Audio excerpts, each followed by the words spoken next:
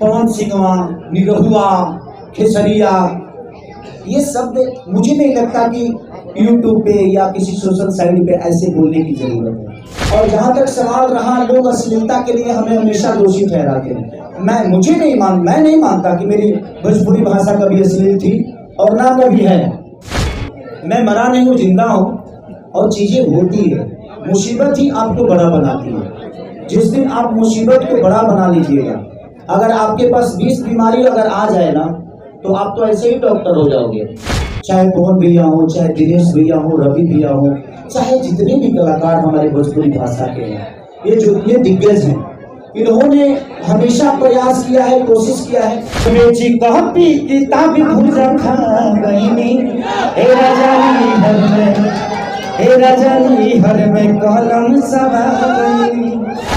जिसकी कोई औकात नहीं, आज उसकी दाम लग रही है। इससे बड़ा सौभाग्य क्या होता है?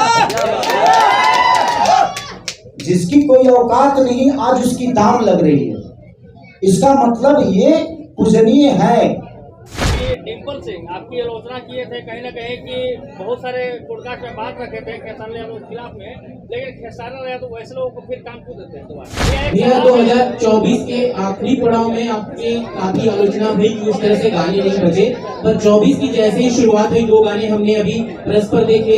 हारमोनिया उस तरह से काफी बड़ा हिट हुआ। इसके बाद अभी पहले दिन जो कलम चबा गई, काफी अच्छा जो रिस्पांस मिल रहा है, क्या कहेंगे भैया 2024 को कैसे भुलाना चाहेंगे? मनचाहा मैं जिंदा हूँ, मरा नहीं। मैं मरा नहीं हूँ। तो जिंदगी में कोई भी चीज आप कोशिश करिए तो क्या नहीं हो सकता है। देखिए, हमारे पीछे क्या प्रॉब्लम है सबको पता है। थोड़ी सी प्रॉब्लम थी और लगातार 3 साल मेरे बड़े बड़े गाने बंद हुए। अब धीरे धीरे खुल रहे हैं। मेरे पे बंधन था, चीजें तो जो 3 साल भी गई वो 3 महीने में तो सही नहीं हो सकती। जो चीजें 3 साल से लगातार परेशानियां थी, वो आप चाहते हो कि 3 महीने और 6 महीने में खत्म हो जाए, तो संभव नहीं है। कोई भी दुनिया का आदमी बीमार पड़ता है और वो अपाहिज हो जाता है, तो उसको खड़ा होने में वक्त लगता है। तो मुझे भी वक्त लगा और लगेगा, और ये प्रयास जारी है। मैं मरा नहीं हूँ, जिंदा हूँ और चीजें होती है।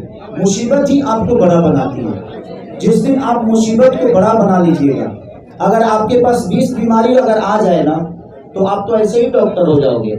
सारे बीमारियों का दवा तो आपको खुद ही पता हो जाएगा। तो मुसीबत से इंसान बड़ा होता है, सुख से इंसान बड़ा नहीं होता है। जो गरीब होता है वही अमीर होता है, अमीर गरीब होता है।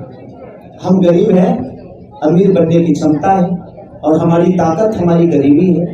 इसीलिए कोशिश है, प्रयास है, और आप जैसे लोगों का प्यार आशीर्वाद अगर खेसारी के साथ है, तो मैं अपने आप को बहुत सौभाग्यशाली समझता हूँ कि मैं ऐसे धरती पे जन्म लिया जहाँ पे इतने प्यार करने वाले लोग हैं। हमारे भोजपुरी भाषा के लोग, जो कि हमें अपने दिल, दिमाग, हृदय, गुर्दा कहाँ नहीं रखते हैं। लगता है कि हमारे लिए अपनी जान तक दे देंगे। हमारी आलोचना भी होती है, जायज है ये। हम किसी को मना नहीं करते कि आप हमारी आलोचना मत करिए, बट उस शब्दों में सम्मान होना चाहिए। चाहे कोई भी हो, आप हो, मैं हो।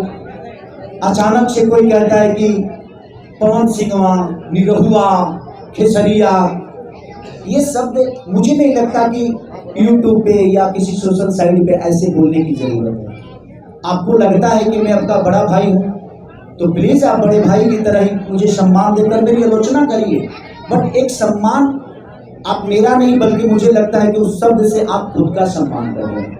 अगर मैं आपसे छोटा हूं तो बाबू कह के मेरा आलोचना कर सकते हैं आप। तो मुझे लगता है कि हम सबको बदलने की जरूरत है।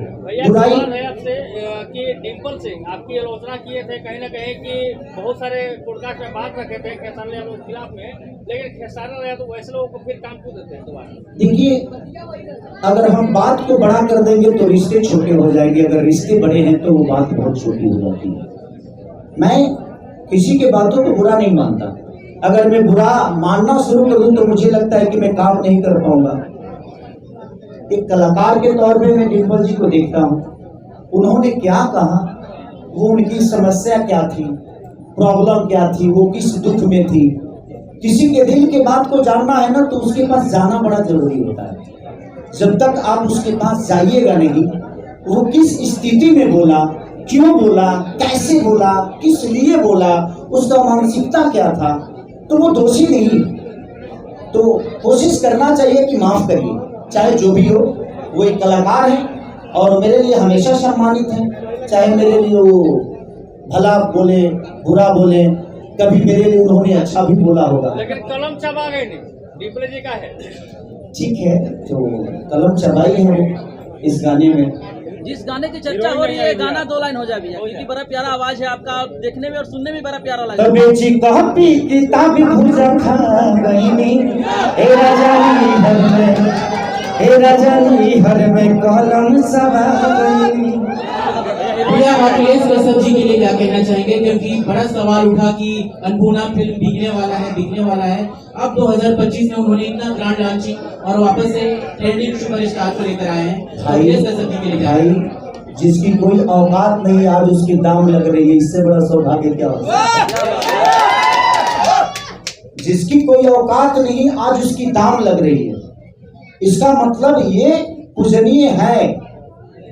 ये 2000 पे लिखने वाला आदमी आज 10 करोड़ का मालिक बना, ये आप सबका आशीर्वाद है। हम लोग कुछ करते नहीं है, हम लोग मेहनत करते हैं आप सबके लिए, अपनी जनता के लिए, और आप हमें सम्मान देते हैं। ये हमारा सौभाग्य है कि हम एक घर में जन्म लिए और आज पूरा भाषा हमारा परिवार बन गया।